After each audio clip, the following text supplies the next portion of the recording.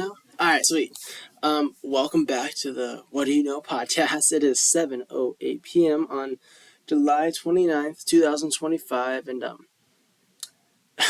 fun little fact, if y'all haven't noticed, I changed the name of the podcast.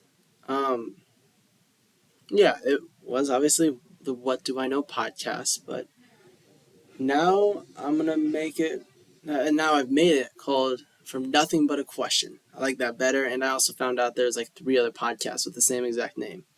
So I mean, after what, 8 episodes? This is episode 9 of me just talking to myself.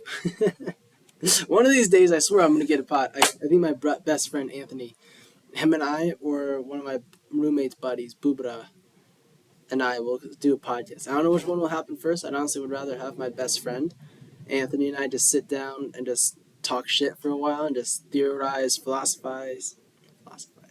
Just sit there and talk about philosophy. But yeah, so I mean, why did I change it? I mean, I realized the old name was, as I mentioned, one of many, but this is a name to really capture my mission. I kind of explained that in the kind of like the first episode and some of the other stuff, like what do I know podcast purpose. And also I found out that I have analytics on here, and a total of like 23 people have watched these videos for no longer than 20 seconds, which I think is hilarious. I got more than 20 people to watch me for 20 seconds. That's crazy. But yeah, the mission is that it's more of like a documentation of my journey wherever I go. Hopefully I accomplish my goals, my ambitions, my dreams. That's what I'm working towards, and that's what I'm relentlessly getting back up for, no matter how many times I fall and stumble, etc. It's just to document my journey as I come from nothing to wherever I go, and to set everything in motion. And like the questions that drive curiosity, growth, and connection. And that's what this podcast is all about. Just for me, at least, is just to talk about things that interest me. What little quirks about history, or how bridges are made, or how quick sinkholes work, or delving into philosophy, or theorizing on mushrooms with my buddies, whatever it may be. Or it could be talking to someone interesting, some homeless guy in the street that has a wild story, some hippie from Electric Forest, or some self-made entrepreneur, or a strongman, or a military veteran, or a politician, or someone who has completely different views from me, people from different countries, or people who have different beliefs than me. Just basically anything, anyone that has and anything, because I'll also talk to AI. Fuck it, why not? I probably can't curse. I don't know, but it's like anyone who's interesting, who has a engaging personality and a fascinating perspective. That's what it's all about, is just to figure out interest, curiosity, and really delve into, like, what do you want to learn about? What do you want to experience? What do you want to perceive? How do you get there? What do you need to learn? What do you need to do? How can you learn from people? And just to sit down and just have good stories. So I guess my hope for all of you, the listeners, whoever you are, even if it's just one person who's sat through this for 3 minutes and never sees me again, whatever it is, I also ask bigger questions, just in general about life and philosophy. And I hope at least this brief conversation with just the camera will inspire you to delve into your curiosity, to figure out what interests you. What do you want to experience? What do you want to perceive? How do you get there? What can you learn from others? What can you learn from stories, from your own adventures? What to do and what not to do from strangers, and just how to really go back into enjoying and capturing that childlike wonder we all had. You know? So at least that's my purpose. Like, that's the whole point here, at least of the podcast. I mean, yeah, I've been talking about myself recently because, like, I got a lot going on, but hopefully it's more of like to take a draw, because I want to not repeat myself, which is easier said than done, especially if you just do everything off the top of the head like I do and just kind of run through the motions of just whatever my intuition leads and dictates. But eventually here soon, once I get my life put back together, or actually start building a life, I should say. Then I'll start researching about stuff that I'm interested in, like hunting and engineering, jujitsu, especially like AI, quantum mechanics, all sorts of stuff that I'm fascinated about. And hell, maybe I'll even do like book reviews and wisdom and lessons and philosophies from the past, history lessons. I like the Fat Electrician, all the way from like Chris Williams to like Tom Bilyeu to Joe Rogan to Dr. Huberman to even Joe Dispenza, and all three blue, one brown, smarter every day, Vertasium, and it's like those are like the channels that I really love to watch and enjoy whenever I'm not going down like a depressing rabbit hole.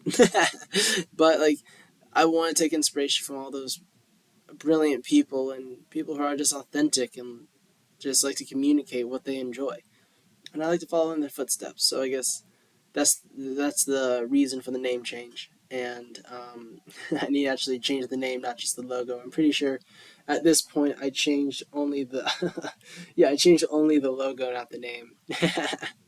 So I will do that probably after I finish recording whatever this will become. But what's the point of this video? I guess. Um, I think growing up, everyone wants to be an adult. And then once you're an adult, everyone wants to be a kid. I believe the reason that is because as a kid, you see you're under the control and influence of your parents. And the older you get, around 8, different for every person. But the older you get, the more and more you want your freedom. But and the older you get, you understand that that holds a lot of responsibility that you don't comprehend as a child. Especially whenever you first starting to like, I want to be an adult. I can't wait to grow up. Like, whenever you first start having those thoughts, it doesn't really register the responsibility that your parents hold just taking care of you. And the reason I bring that up is because I want to talk to those who are in my generation. We're about to go through the biggest change in all of human history. And even in my lifetime, I'm 21 years old as of today. 2004. The world has changed like 3 times over. 9/11 was 3 years after I was born. Or no, I was born 3 years after 9/11. Then the 2008 financial crisis, and then smartphones, and then COVID, and now we're having more international conflicts and the potential collapse of the United States, or at least as the world reserve currency. So it's like, and we, on top of all of those geopolitical and economic things, we have quantum mechanics, cold fusion, and AI all coming in all at once. And now me and my generation are just some young adults. People still call me a kid, even though I've been called like 23 to 30. 30 was because I wasn't shaved and I was really tired and people were drunk. But still, usually people put me between 23 and 26. But like even in that range, anyone under 30, even those under 40, it's like the most convoluted, terrifying, thrilling, and exciting and anxiety-inducing time of all of human history. We have the most access to information. It's the safest it's ever been, minus nuclear weapons. It's the most well-connected and most open-minded and the most harmonized we've ever been. And yet, it doesn't feel like that. At least for me, and I think at least a few other people. It feels like access to the internet tells you that you should be XYZ. That all you gotta do is XYZ and then you'll achieve XYZ. Whether that's the body you want, the friend you want, the lifestyle you want, the stories you want, the body you want, the money you want, the relationships you want, the stories or whatever it may be, the physical stuff, the family you want, the story and the narrative that is told doesn't truly represent reality in general, at least from my understanding. Now, I made a whole list of people earlier.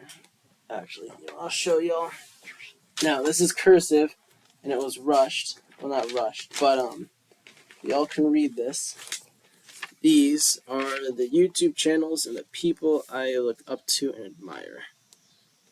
So I don't know if y'all can read this or whatnot, but those are all people that, or those are many, a good portion, but not all of the people I look up to and study and analyze and listen to their videos and podcasts and shorts and information and books. And a lot of them are as real as they can be, giving the best wisdom, the best perspective as possible. But most of them are over 40. Most of them are successful. A lot of them came from nothing. A lot of them are self-built. Don't get me wrong there. And we can learn a lot from them. But it's practically impossible to explain and articulate the perspective of one another, especially across generations. I mean, it's practically impossible as humans because the human language is nowhere near complex or articulate. Nah, it's nowhere near as developed as human emotions, nor as complex. Because, I'm angry. Well, there's a different anger between breaking a bone, between your mug being broken, between you crashing a car, between someone hitting your kid. But you're angry. Those are all different types of anger, but it's just one word, angry. And that's not including the 6 other emotions on top of that. The feeling of loss, anxiety, fear, sorrow, the lost my train of thought there. But it's that is impossible to articulate in general, or near impossible, the feelings that perspective can hold. Now, I try to do that across generations, and then it's just even a wider gap. And with all the people on that list I just showed you, I mean, the youngest is, I think, Iman Ganzi. And he's, I think, almost 30. I think, honestly, the youngest are probably Iman Ganzi and Alex Ramosi. I'm not for sure, though. Maybe John Mayer? I don't know. But, Iman Ganzi, I think he's 9 years older than me. I don't remember exactly. But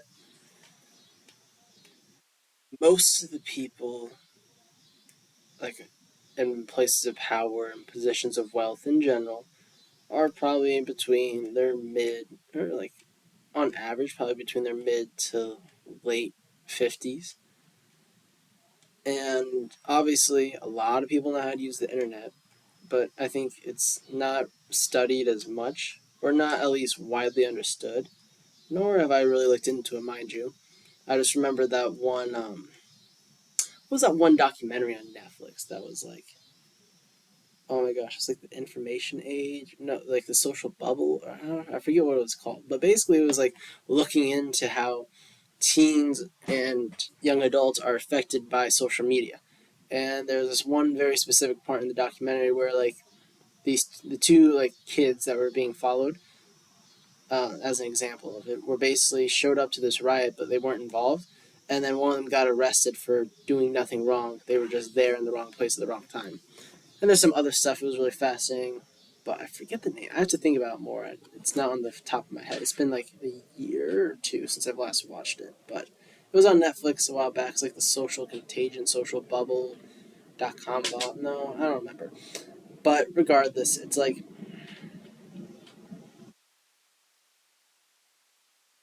how does one handle the anxiety, the fear, the anger, the frustration, the confusion, and this overwhelming sense of unknown that us in my generation and those to come will experience? My kids will not know a world without AI, just how I will not know a world without phones, cell phones, or the internet for that matter, or cable TV, or electricity.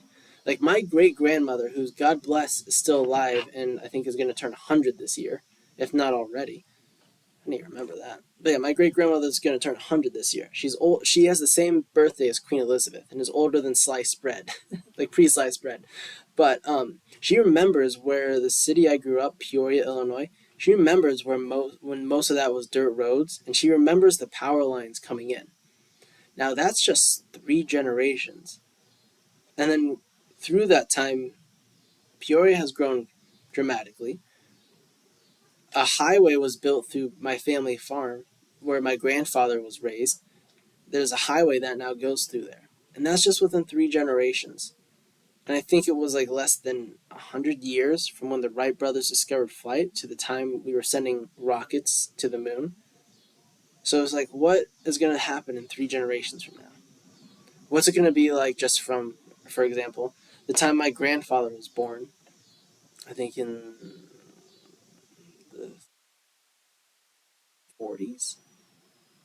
I think late 40s he was born. To where my mom was born in like the mid to late 70s. To where I was born in 2004. That's just 3 generations. Less than 100 years. And yet, so much change has drastically happened. How do we prepare ourselves for that change? Especially right now with this global unrest, with the potential of World War III, with the collapse of the US economy as the global reserve. Those of us in my generation who feel so alone while being the most connected, so distant while being so close, have to figure that out. A problem that's never been faced by any human, nor any group or generation ever in the species of our of humanity. So how do we start working at that? How do we start chopping down at that? Because I mean, everyone has their own hells. Everyone comes from their own, has their own demons, comes from their own background of trials and tribulations. So, on top of the human dilemma, through negative experiences, poor emotional control, lack of emotional understanding, lack of discipline or knowledge or wisdom, experience or network or connection or friends or guardrails? How do we also figure out the constant evolution of technology, of the collapse of the superpower over the past 100 years or so, probably a little, about 100 years, probably since like the 30s, maybe? No, after, probably 40s after the Great Depression. Yeah, after the Great Depression. So since yeah, almost 100 years now of America being the superpower. We still have the biggest military by far, but our currency's going down. Basically, we're just betting on AI, and hopefully, we bring more infrastructure here to start producing more instead of relying on others. Hopefully, but we'll see. But regardless, how do we figure this out? I don't know, but I'll just give my best shot at figuring out because that's what I'm trying to do for myself, and hopefully it helps someone else, and maybe it sparks interest, or maybe we got a discussion on our hands. That would be awesome.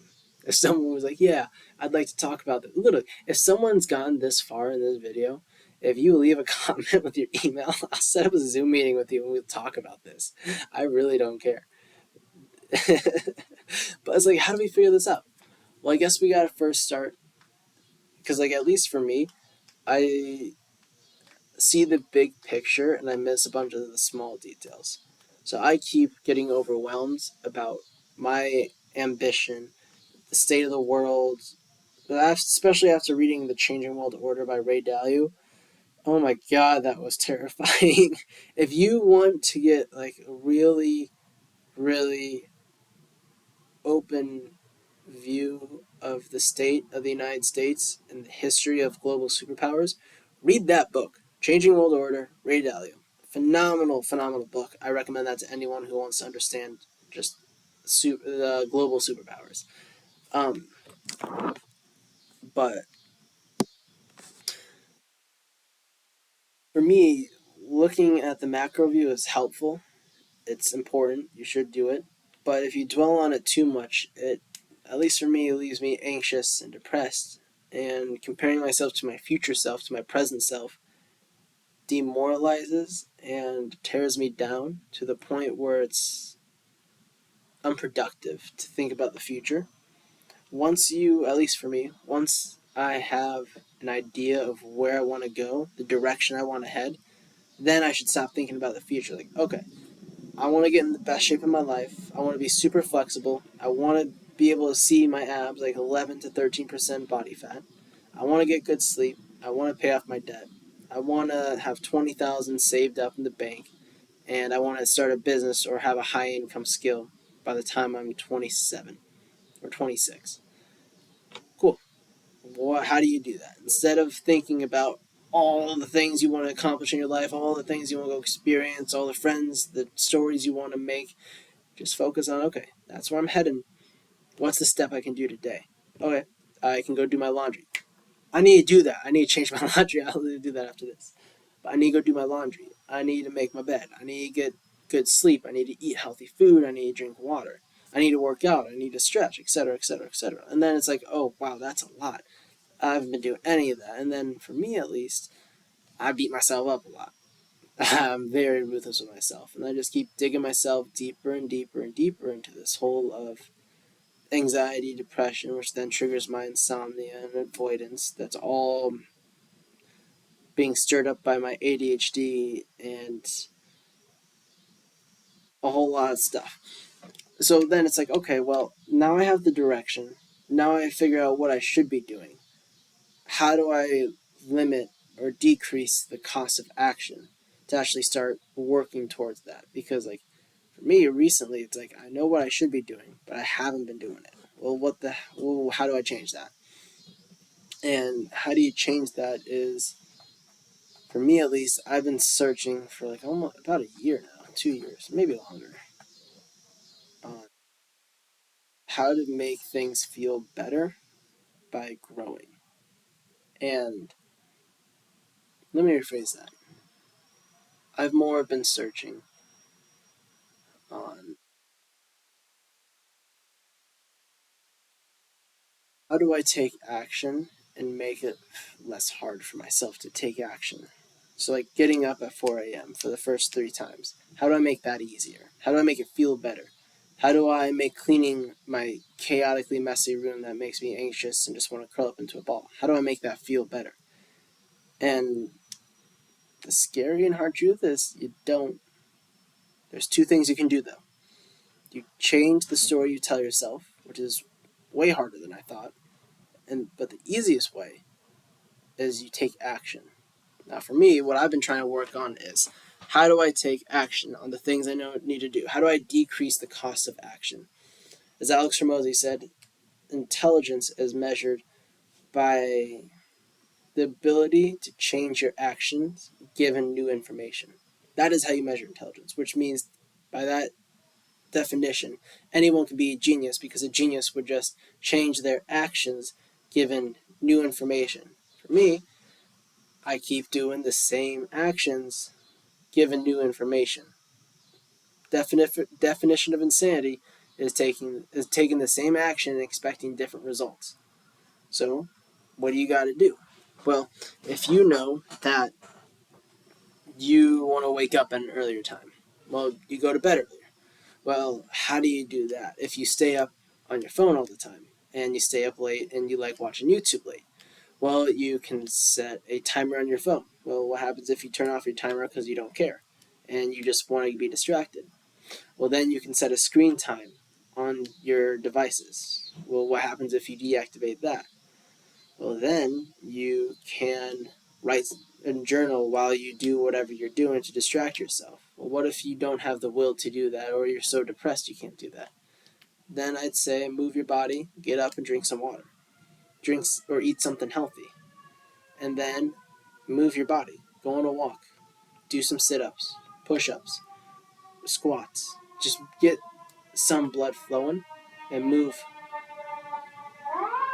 And then if you repeat that over a long enough period of time, you'll start to change.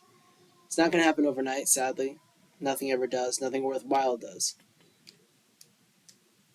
Only thing that will change is that you're going to be starting to break the old habit and build a new one. It takes lots of repetitions, lots of failures, Lots of falls, lots of cuts, lots of bruises, lots of broken bones, lots of shattered expectations to build and achieve and walk towards what you want to experience and perceive. So you have to understand that if you follow that process, at least for me, that's what's starting to work for me. I mean, my room's cleaner than it has been. Uh, Cleaner than it has been. Not clean, but it's cleaner than it has been. And that's the process I've been working on. Hopefully that helps someone. I don't know. But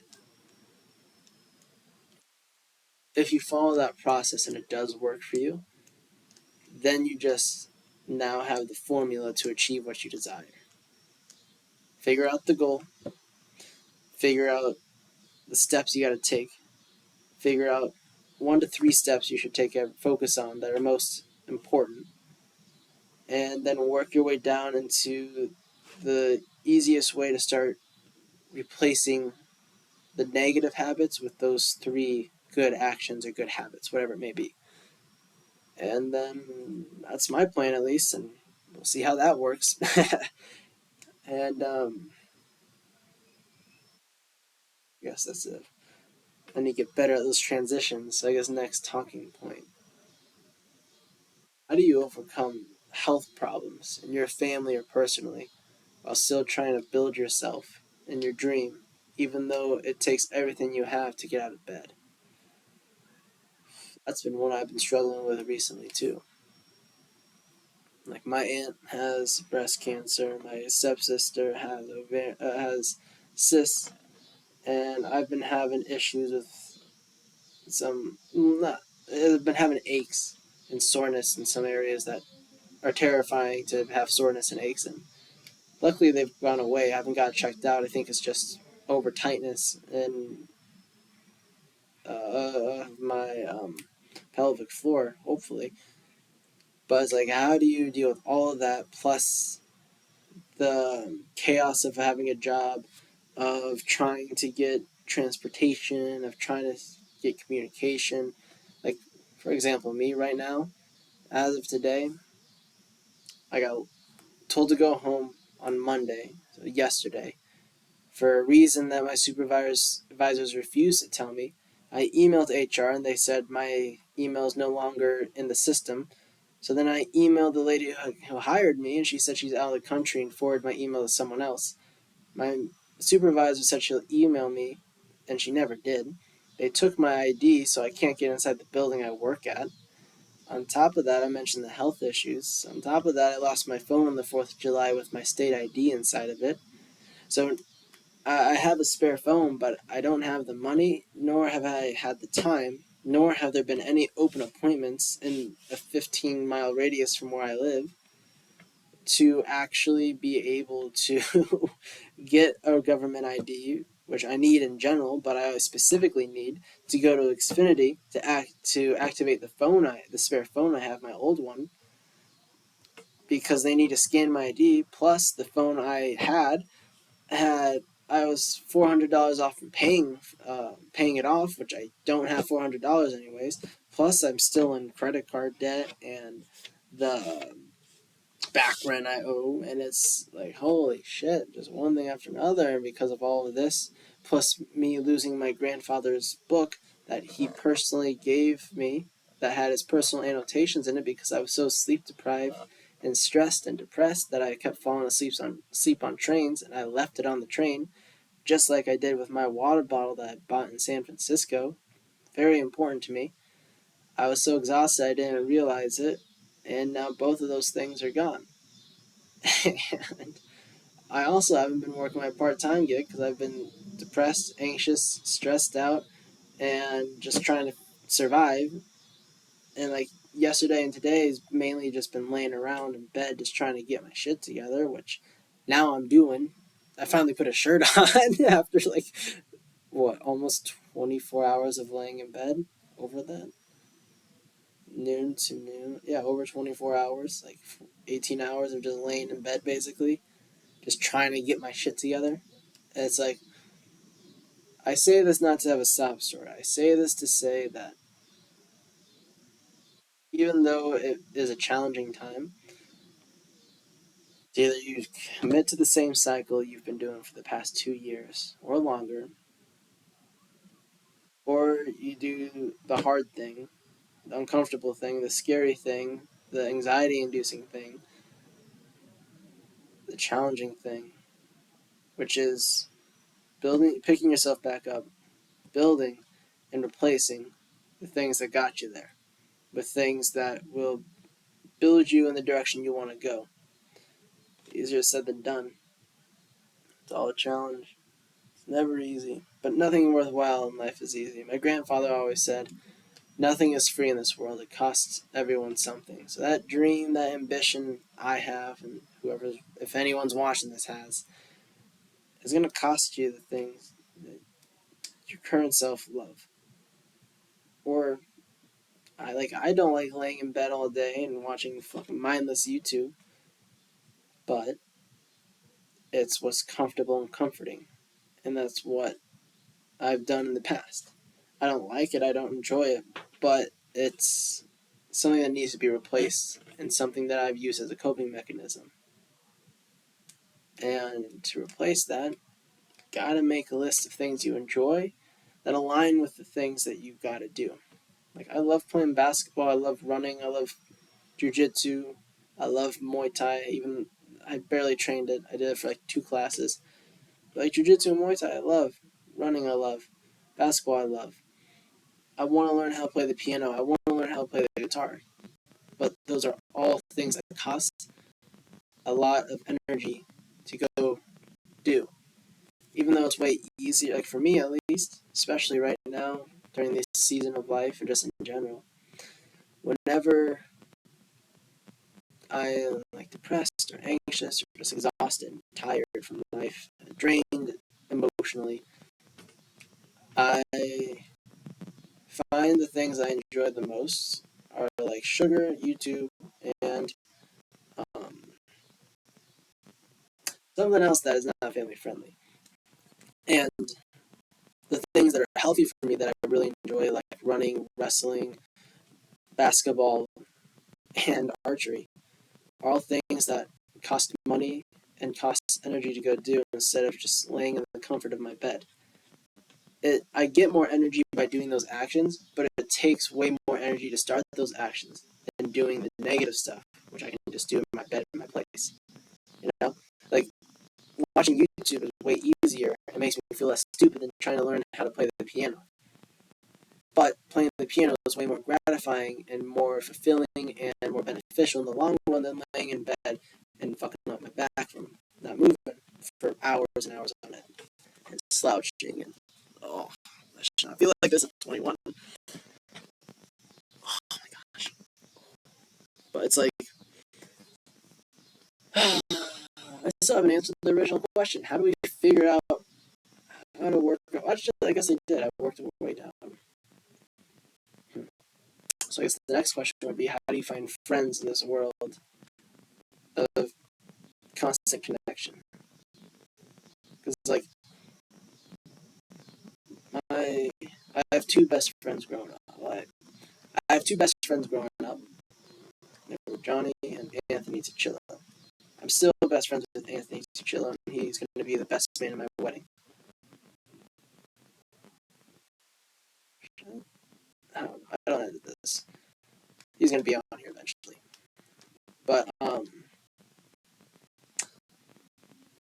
Johnny stabbed me in the back. 17 years of friendship.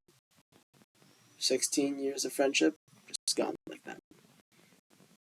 And my first roommate that wasn't my ex, Cameron Shaw, is my other best friend. I love the dude. I owe him some money. I will pay him back. I swear. But he's on the other side of the world. And I lost contact with him partially because he's on the other side of the world. Partially because being extremely broke and incurring more debt and then talking to him just makes me more anxious and more depressed and more avoidant. And I gotta stop avoiding things that do that and start running towards the things that actually like help me, you know. But he's my other best friend. We lived with each other for 5 months, built a business together,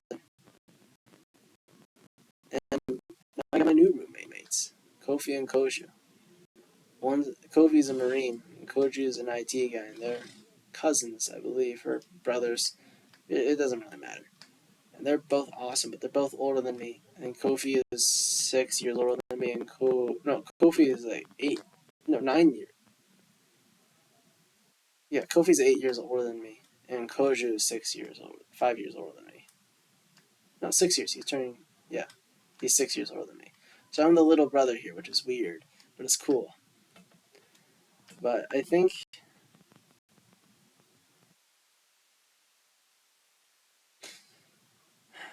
how do I explain this?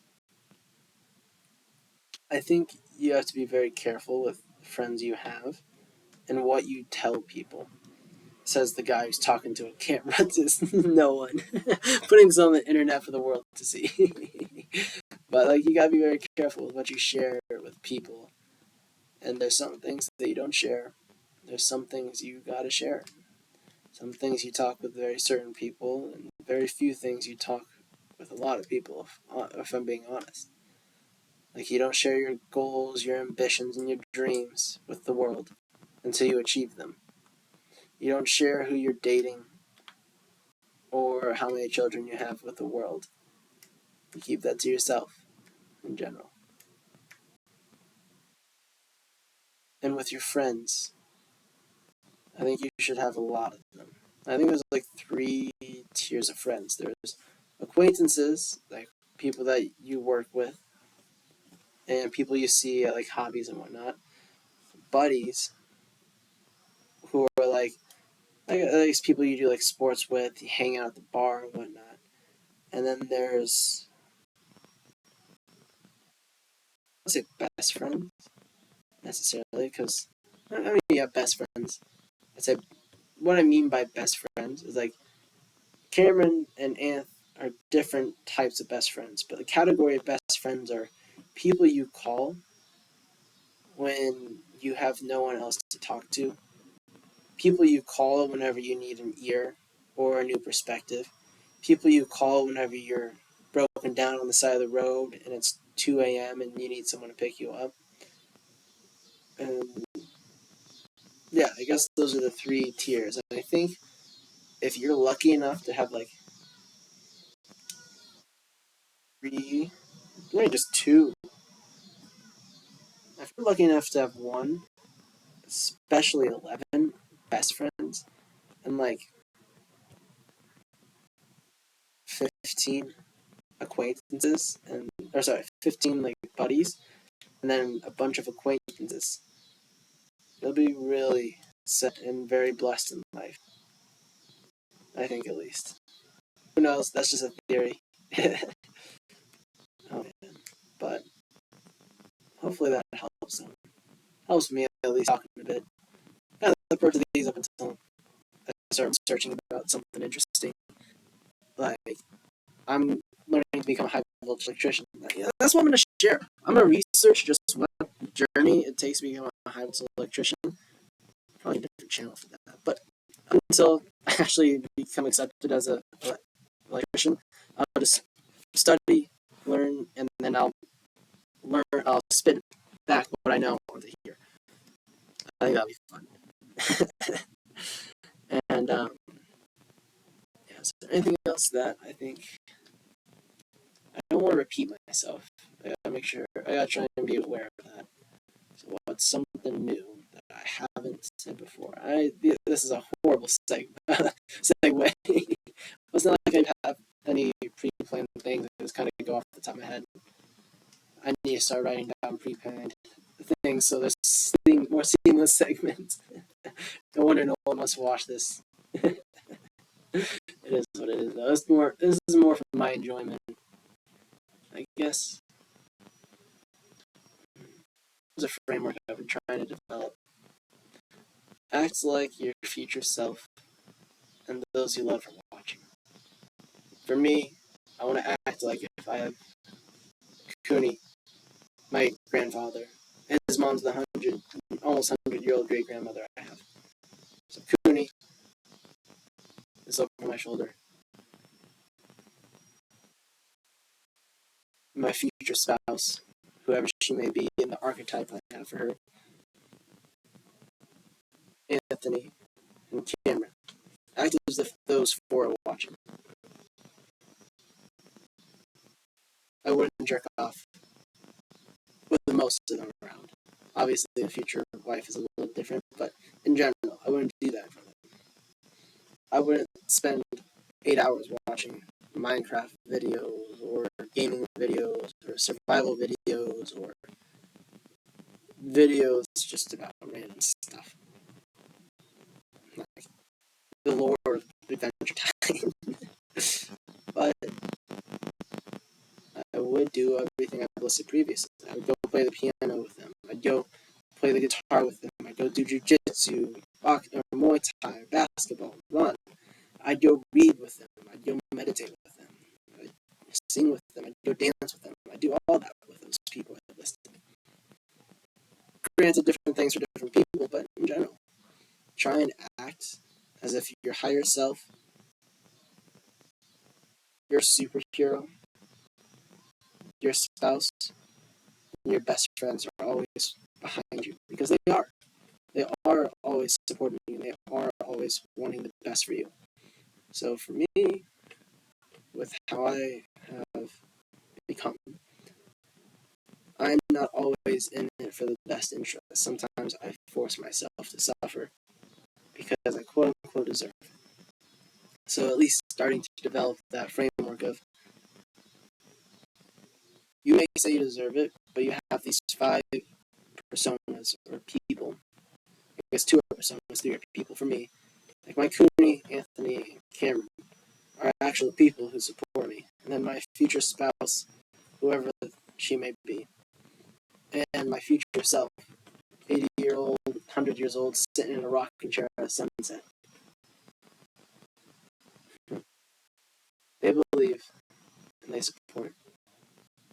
So hopefully that helps. Next episode I make on From Butter Question is gonna be an actual question that I have bullet points for. That so this transitions are a bit more seamless. I'm gonna still go off the top of my head. Maybe I'll pull from one of my books and just do a little run through. I don't know. I'll figure it out. But I appreciate whoever watched it to this point, whether it's just myself or my children or my boys, or if you're an individual who just stumbled across this and for some reason stayed. I hope you learned something, or at least gave you food for thought. And at least as of now, if there is a soul who wants to talk about this or anything, honestly, just your perspective, your experiences, your stories, your hopes, adventures, thoughts, philosophy, whatever it may be, drop a comment, email, we'll set up a Zoom meet, because why not? Alright, peace y'all.